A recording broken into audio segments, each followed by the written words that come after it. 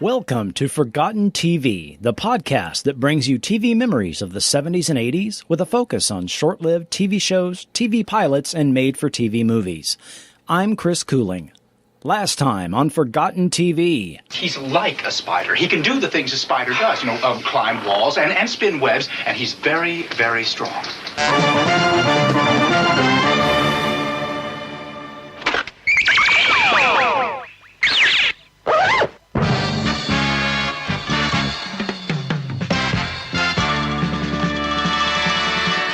Spider-Man.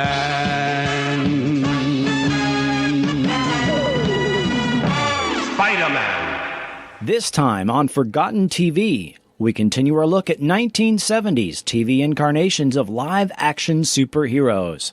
It's the Super 70s, Part 3. Our next stop, The Incredible Hulk. The Hulk is a Marvel Comics character created by Stan Lee and Jack Kirby in 1962. Various appearances and incarnations of this character have found their way into the comics over the years, but he's mainly remembered as a green-skinned, hulking, muscular, brutish humanoid, possessing a vast degree of physical strength proportionate to his level of anger. Hulk's alter ego is Bruce Banner, a reserved nuclear physicist who is accidentally exposed to a gamma bomb. When he grows angry or outraged, a startling metamorphosis occurs, and he transforms into the Hulk. The Hulk first appeared on TV in 1966 as a segment on the syndicated cartoon The Marvel Superheroes, from Grantrey Lawrence Animation to this regrettable theme song. Dr. Banner, melted by gamma rays, turns into the Hulk. He unglamorate. Wrecking the town with the power of a bull. Ain't no monster clown who is as lovable As ever-loving Hulk. Hulk, Hulk.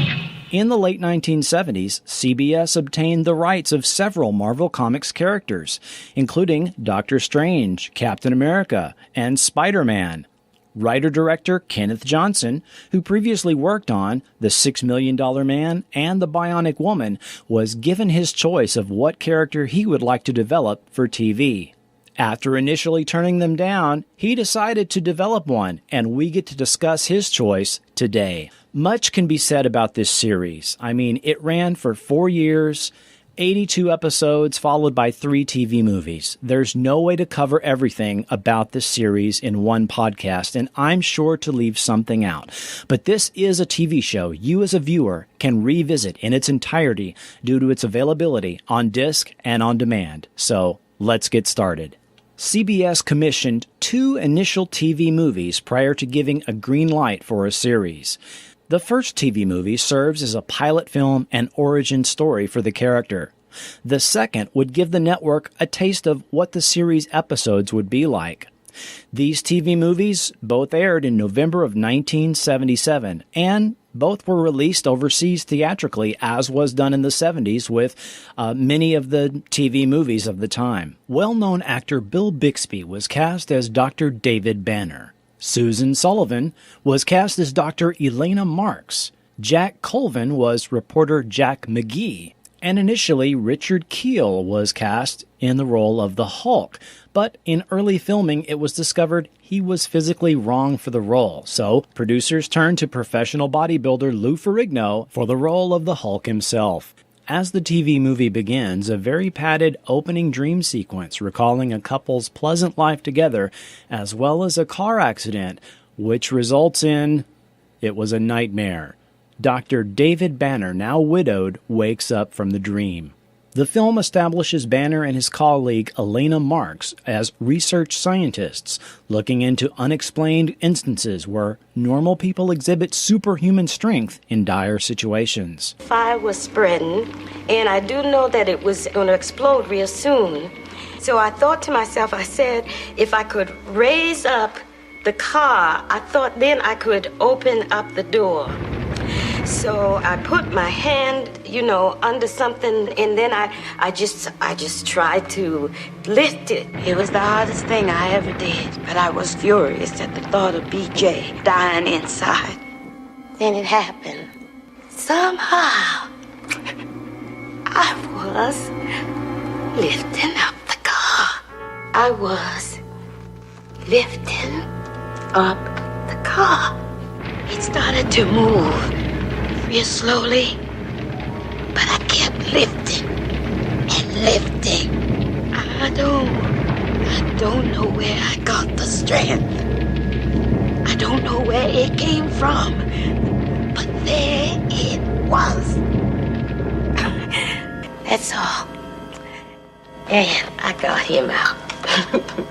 A number of these people are interviewed and give similar accounts, but Banner and Elena are at a loss for results in their research, which is particularly troubling to Banner due to the car accident where he lost his wife and he himself was unable to summon the strength to save her. Where did she find that strength, Elena? 110-pound women don't just lift up a half-ton car. Now, where did that come from? I don't know. But if she tapped into it, it's got to be there. But how could she find the strength and I couldn't? You heard her story. My God, that's exactly what happened to me. Except that her son is alive and Laura is dead. And in every other case that we've researched, it's been the same story over and over and over again. But what is the common denominator? Soon they discover the subjects have an abnormal concentration of the adenine-thymine combination in their DNA. Indeed, David himself shares this DNA abnormality. David soon discovers high gamma radiation from sunspots may be the causal factor in triggering the superhuman strength. David impulsively decides to get in the nearest gamma radiation chair to dose himself to test the hypothesis. However, unknown to him, lab technician Ben has been enhancing lab equipment, and David takes a dose almost 7 times the amount he intended. Thinking he is unchanged, David drives home in a rainstorm and experiences a blowout. Enraged by the situation, David changes into a large, green, muscular creature and overturns his car into the ditch. The creature wanders until morning and comes upon a lake. Jack McGee, a tabloid investigative reporter, later relates what happens. There's a girl and her father over at the lake who say that they saw the thing that made this. Did they? Well, what was it? Bigfoot? Sounded more like the Jolly Green Giant. Only I wouldn't call him too jolly. Big Hulk, about 7 feet tall, greenish tinge to the skin, pretty mean looking. Scared the daylights out of the girl. She almost drowned trying to swim out of there. Her old man shot the thing in the shoulder. Well, then what happened? Well, as he tells it, the creature turned on him, busted his gun, and then picked the man up and threw him an estimated 30 yards into the lake. But neither the little girl nor the father was hurt. No. To study this new phenomenon, Elena and David retreat to a secluded, more secure lab with a pressure chamber, thinking this would contain the Hulk. During their experimenting, David is again triggered to change into the Hulk and demolishes the chamber. Mr. McGee later sees the destroyed chamber while snooping around and tries to hide in a supply closet to avoid being discovered, knocking over chemicals in the process. He is quickly ousted by David. This institute is private property. If you know anything about this creature, it is your duty to report that to the police. You're letting your imagination run away with you now. I have never seen this creature that you're talking about. Forgive me, Doctor, but I am calling you a liar. Mr. McGee! Mr. McGee, don't make me angry. You wouldn't like me when I'm angry. Meanwhile, a chemical fire is starting in the supply closet, and very soon an explosion takes place. Elena is trapped inside under rubble, and David again transforms into the Hulk, extracting her from the burning lab. However, it is too late, as she dies from internal injuries after expressing her love for David while he is still the Hulk. I don't know if you can understand me. But I want you to know something. Dear David, I have loved you for such a very long time.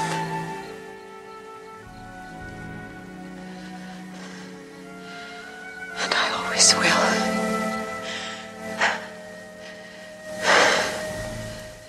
And I always will.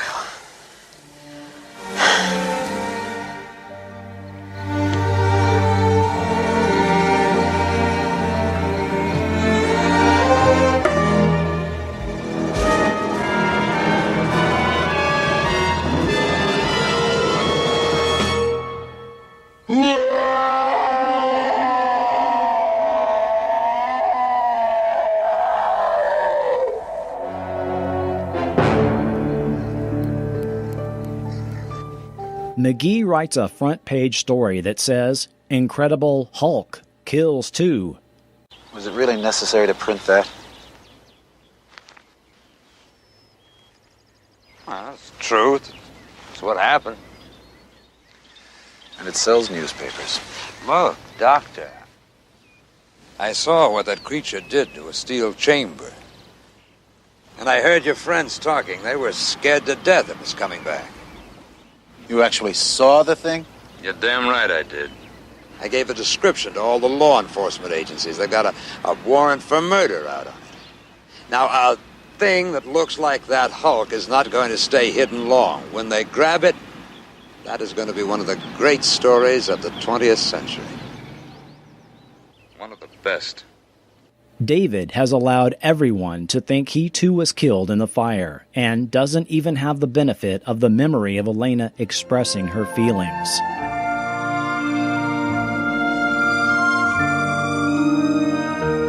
I love you, Elena. I think you love me too. Although you never said it.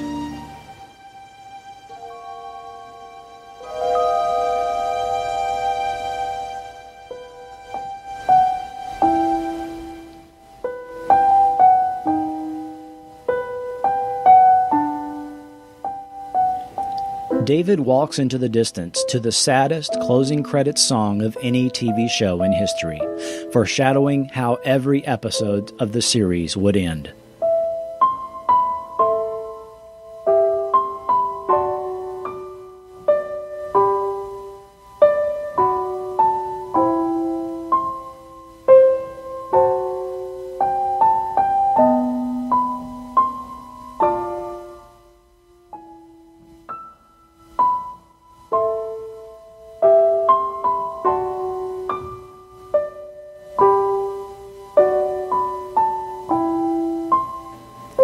Writer-director Kenneth Johnson is clearly borrowing thematic elements from Frankenstein as well as Dr. Jekyll and Mr. Hyde, as did Stan Lee with the original source material. Some interesting changes took place from comic book to TV screen. For one thing, the Hulk is obviously intentionally powered down for the comics to fit in the scale of a TV production. This was necessary because of his immense strength that was depicted in the comic books, which would be almost impossible to create on a TV budget. The production itself was very down to earth and fit in real-life situations. One change was the name. In the comics, he's called Bruce Banner, but in the TV show, the name was changed to David Banner. Now, several sources do state that the producers were concerned that, believe it or not, the name Bruce sounded too gay, and the name change was made to David. Kenneth Johnson also refers to the fact of alliteration, with the Bruce Banner name being very familiar and a comic book trope of the time, something very familiar to the Superman comics with Lois Lane, Lex Luthor, Lana Lang, etc. One thing I found interesting about this TV movie is it does not call out its era or appear nearly as dated as other TV superhero efforts of the time. Yes, I mean, if you look at the analog lab equipment and the controls and the video cameras they use to interview test subjects, you can tell we're in the 70s. But this is something that is not really called out and extremely obvious in the production. One reason this might be is because it does not go out of its way to be hip or current, as did things like the later seasons of Wonder Woman or with the funky theme music of Spider-Man. We can definitely thank the efforts of composer Joe Harnell, who was responsible for the theme music of The Bionic Woman, the TV show Cliffhangers, V, as well as the United Artists logo music. The effects were perfectly decent for a 70s TV movie. When David changes into the Hulk, this is accomplished by white contact lenses that are applied to him, and then a green glow and facial appliances to show an in-between phase of David and the Hulk. And it's always accompanied by a dramatic music cue.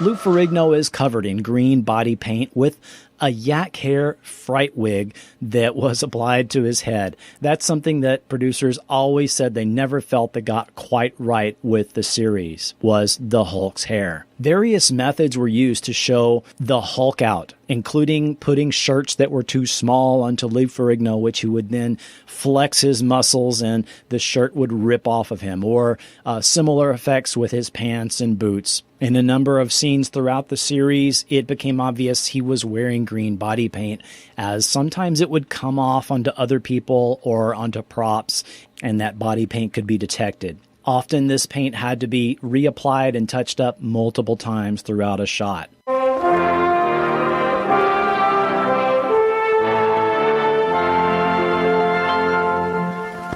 With Colorform's Incredible Hulk Adventure Set, I'll be the Incredible Hulk. you can pretend lots of things. Like the Hulk is battling his archenemy Rhino, or using his incredible strength against the Abomination, or single-handedly capturing a gang of evildoers. You can pretend lots of exciting adventures with your imagination and Colorform's Incredible Hulk. The Incredible Hulk Adventure Set comes with 24 plastic playing pieces. It's Colorform's fun. Just over 2 weeks later, the second TV movie aired, and for the first time, viewers heard Ted Cassidy narrate an opening segment that basically recaps the first film. Dr. David Banner, physician, scientist, searching for a way to tap into the hidden strengths that all humans have. Then an accidental overdose of gamma radiation alters his body chemistry. And now when David Banner grows angry or outraged, a startling metamorphosis occurs.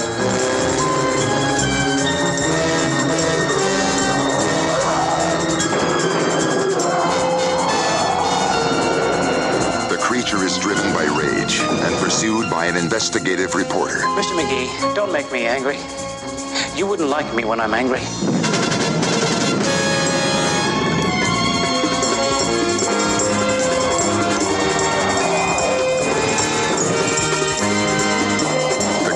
Wanted for a murder he didn't commit.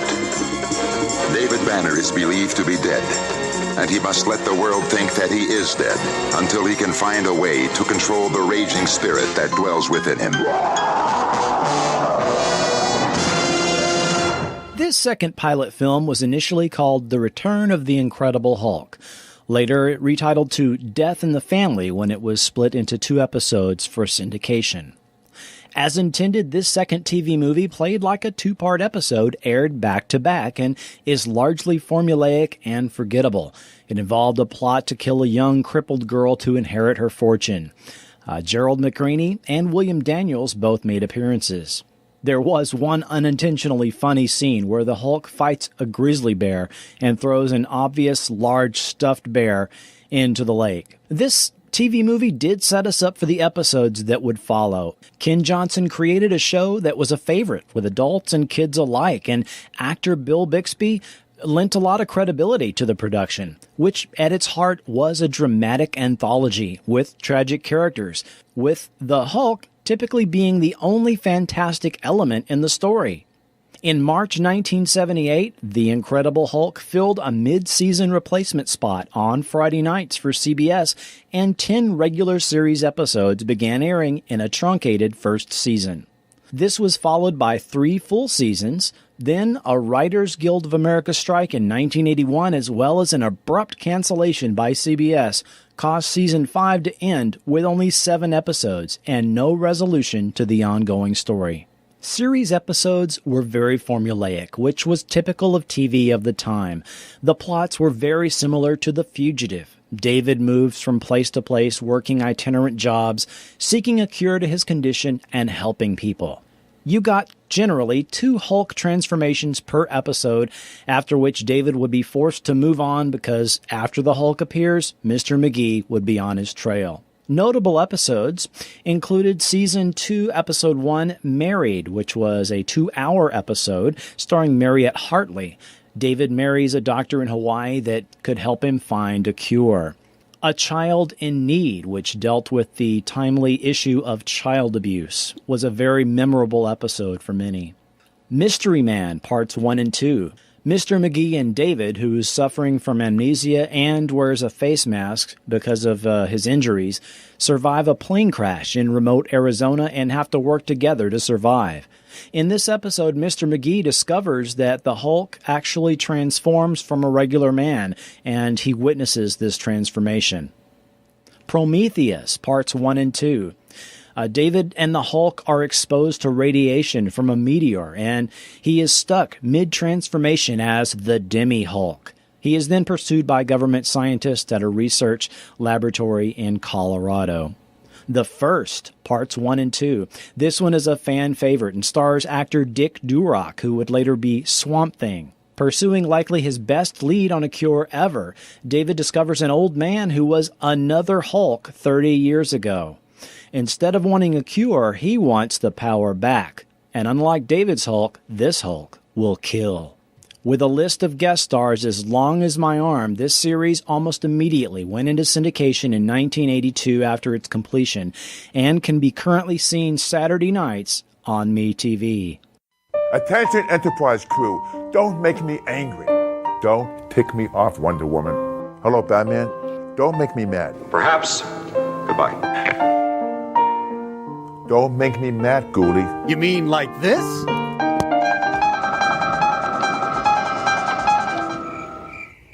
Great. I'm all green. Watch me on Me TV. It's Super Sci-Fi Saturday night, starting at 7, 6 Central on MeTV. It's Spider-Man and the Incredible Hulk from the Elastic Superhero Collection. I can beat that. You can tie them in a tangle, then see how they unwrangle. You can stretch the legs and arms. It won't do any harm. Watch this. Elastic Spider-Man and Hulk. Spider-Man and the Incredible Hulk, each sold separately from the Elastic Superhero Collection by Mego.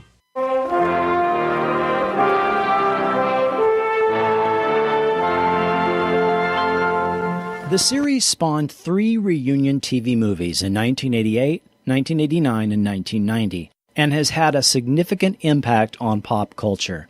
It has been endlessly spoofed, satirized, or referenced in numerous films and TV shows, sometimes even featuring Lou Ferrigno. Saturday Night Live, Amazing Stories, Tasmania, Dexter's Laboratory, Mad TV, Scrubs, Robot Chicken, The Simpsons, The Goldbergs, and at least 5 times on Family Guy. In fact, in 2011, Family Guy did a hilarious shot-for-shot spoof of the Incredible Hulk opening sequence. Lou Ferrigno has reprised his Hulk role in several TV commercials and promos through the years, as we've previously heard. The series has had a couple of DVD releases now, and all 5 seasons as well as all 3 reunion TV movies are currently available on DVD. Tragically, Bill Bixby died in 1993 following a very public battle with prostate cancer. Jack Colvin made a handful of additional TV guest star appearances and died in 2005 at age 71. Lou Ferrigno continues to make regular cameo appearances on film and television, is very active on social media, and is a regular on the convention circuit. Kenneth Johnson soon brought us V, as well as V the Final Battle, 2 notable, very successful TV miniseries. He adapted the feature film Alien Nation and developed it for television, as well as V's return to television in 2009. Next time on Forgotten TV... Wednesday, September 6th, reach into the unknown with Dr. Strange. Do you believe in evil? You're telling me you're a sorcerer. Don't defy me, Stephen, or I'll take my pleasure from you in another way. John Mills is the power of good. Jessica Walter is the power of evil, and mankind's fate hangs in the balance. Peter Hooton stars as the man in the middle, Dr. Strange. Will the forces of evil conquer the forces of good on Earth? Dr. Strange, a special 2-hour presentation, Wednesday, September 6th at 8, 7 Central and Mountain.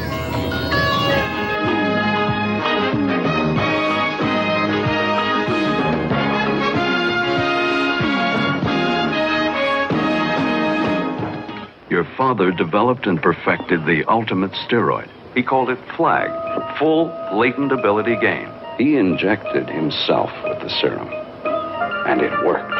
A top-secret serum gave Steve Rogers superpowers. Now we can use them to save a city from a madman with a bomb. Finished. If he accepts the challenge. Be Captain America, Steve.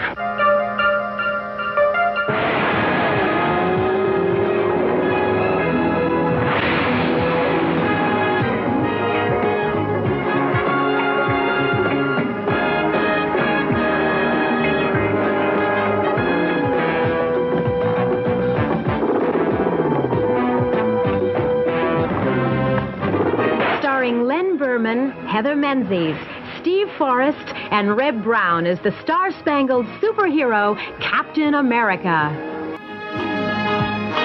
We conclude our look at the Super 70s. That's next time on Forgotten TV. Forgotten TV is not affiliated with Marvel Entertainment, CBS, or NBC Universal Television Distribution. The Incredible Hulk and related characters is the property and trademarks of the Disney Company and Marvel Entertainment, and no infringement is intended. Audio clips are included for the purposes of review, commentary, and criticism only and are not intended to infringe. And I'd like to thank the following YouTube channels for making today's episode possible. Brian's Hulk page, Philo 1978, Color Form's 60th anniversary, Brick Mantooth. Forgotten TV is now a member of the Frequent Wire podcast network. To find other great podcasts, click the link to Frequent Wire in the show notes. Subscribe to Forgotten TV on iTunes, Stitcher, or wherever you get your podcasts. To interact with me on Facebook, Twitter, YouTube, or to easily support the show by shopping on Amazon, that's all linked up for you at Forgotten.tv. I'm Chris Cooling, and this has been Forgotten TV.